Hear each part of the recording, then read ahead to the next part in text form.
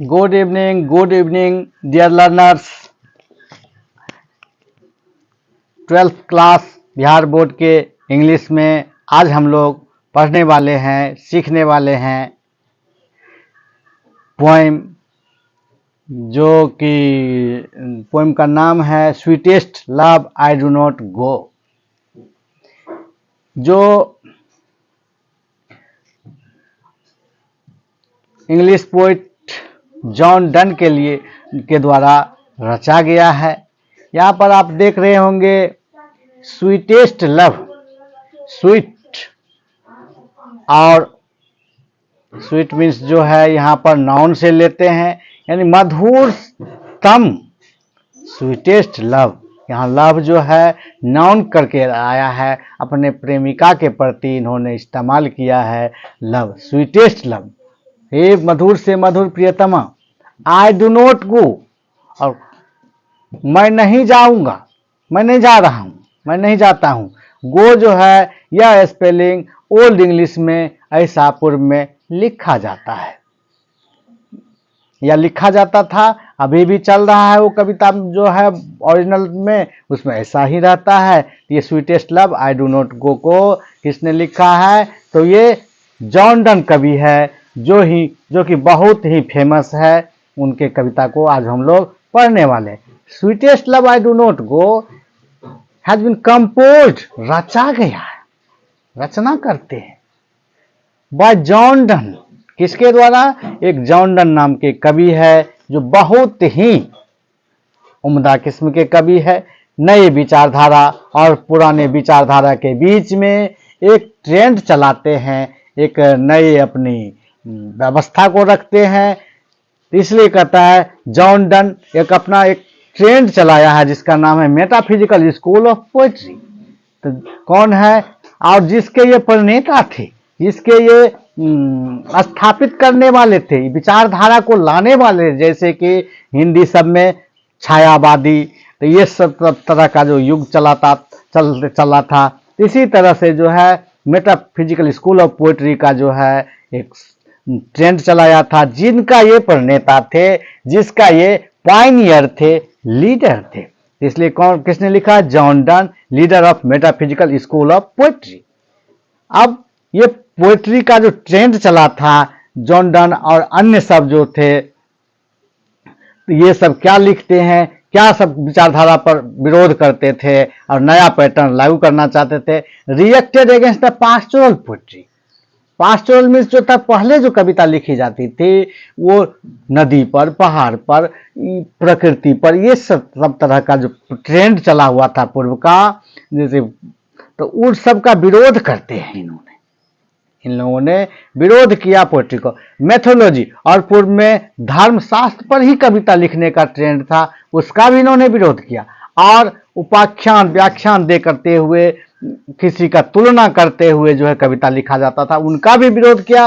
और प्लेटो के सिद्धांत पर जो कविता लिखने वाले थे, स्पेंसर के सिद्धांत पर जो कविता लिखने वाले थे, पेट्रार्क जो बहुत पहले हुए थे दार्शनिक, उनके जो सिद्धांत पर जो कविता लिखने वाले थे, उन सबों का विरोध इन्होंने किया और अपना एक नया ट्रेंड लागू करते। इसीलिए मैंने पहला सेंटेंस दिया है, John Donne, leader of metaphysical school of poetry.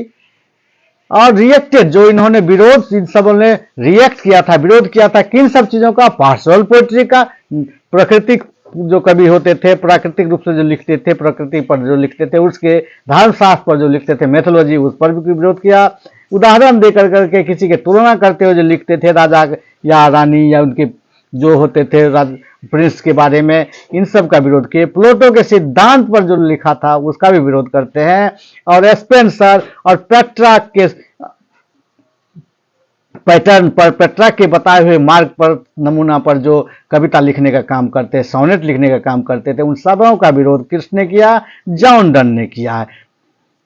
इस कविता में जो हम लोगों के कोर्स में प्रिस्क्राइब किया गया है बिहार बोर्ड के द्वारा, उन पर हम लोग चलते हैं। क्या लिखते हैं? In this poem, in this sonnet. Sonnet और पोएम लगभग एक ही होता है, इसमें ज़्यादा करके कुछ लाइन का ख्याल रखा जाता है। इसलिए in this sonnet Donne presents, Donne प्रस्तुत करते हैं, जॉन डन प्रस्तुत करते हैं, क्या करते हैं, हिज पिकुलियर इमेज, एक अपने एक अजीब तरह का, जो लोगों को तत्कालिक अच्छा नहीं लगते थे लेकिन सत्य तो था ही, उसका उस तरह का इमेज प्रस्तुत करते थे। क्या, अगेंस्ट द कॉमन बिलीफ, जो सामान्य लोगों का जो विश्वास है, अगेंस्ट द, किसके विरोध में करते हैं, जो सामान्य लोगों का विश्वास है, बिलीफ है, दैट डेथ इज पावरफुल, मृत्यु सब शक्तिमान है। इन्होंने कहता है कि नहीं, मृत्यु कैसे सब शक्तिमान है, और अपना ट्रिक यूज करते हैं कि मृत्यु अगर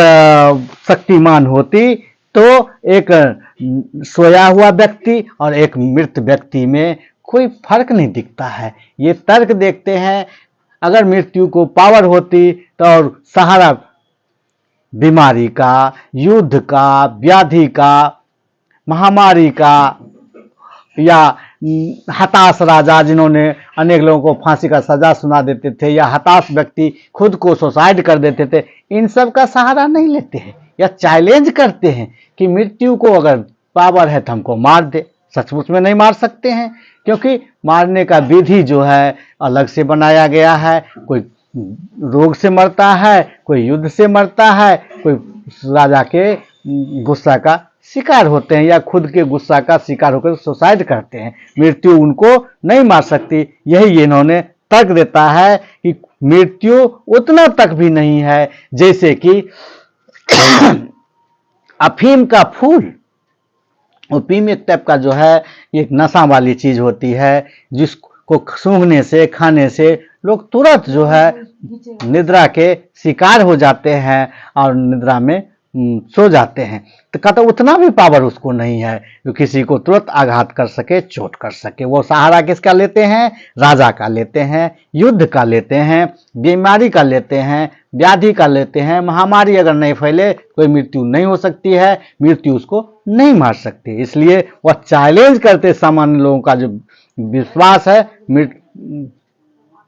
डेथ इज पावरफुल, जो लोग पावरफुल डेथ को कहते थे उसका विरोध करते हैं।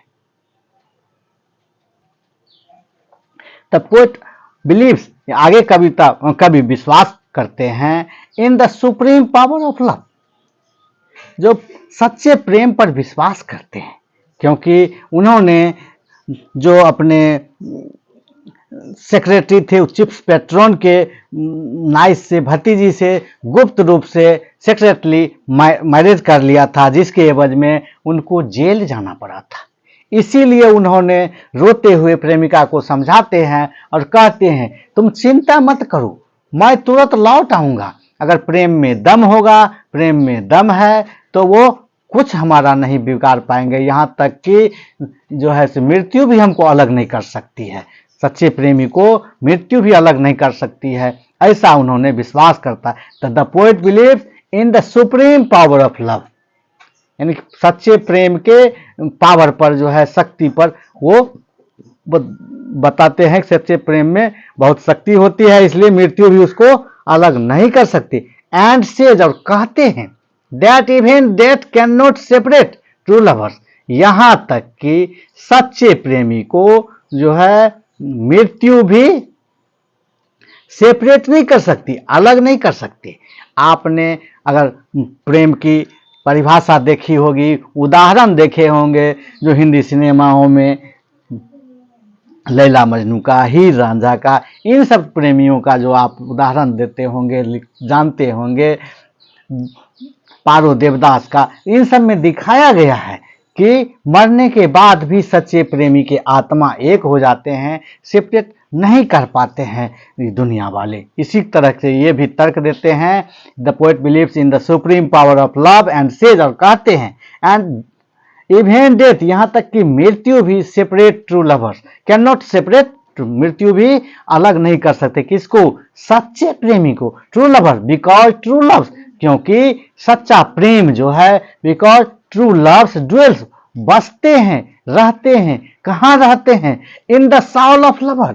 सच्चा प्रेम जो है कहाँ रहते हैं? तो सच्चे प्रेमियों के मन में रहते हैं, दिल में रहते हैं, इसलिए मृत्यु भी उन्हें अलग नहीं कर पाती है, ऐसा विश्वास उन्होंने कहता। इस तरह से देखते हैं अकॉर्डिंग टू क्रिश्चियन फेथ। यहाँ पर यह भी तर्क देना जरूरी हो जाएगा कि क्रिश्चियन धर्म में जो है, अकॉर्डिंग टू क्रिश्चियन फेथ के अनुसार जो है, द साउल इज इटर्नल, आत्मा अमर है, और एंड नेवर डेथ, कभी मरती नहीं है, इसलिए उसको कभी अलग नहीं कर सकता। इस जन्म में नहीं, अगले जन्म में निश्चित रूप से वो एक हो ही जाते हैं, मरने के बाद एक ही हो जाते हैं, according to Christian faith. Christian धर्म के अनुसार जो है साउल इज, आत्मा जो है शाश्वत है, अमर है, एंड नेवर डेथ, कभी मरता नहीं है। इस तरह से हम लोग जाने कि यह कविता sweetest love I do not go को किसने रचा है? तो वो जॉन डन, जो मेटाफिजिकल स्कूल ऑफ पोएट्री के पायनियर थे, उन्होंने रचा है। Good evening, good evening.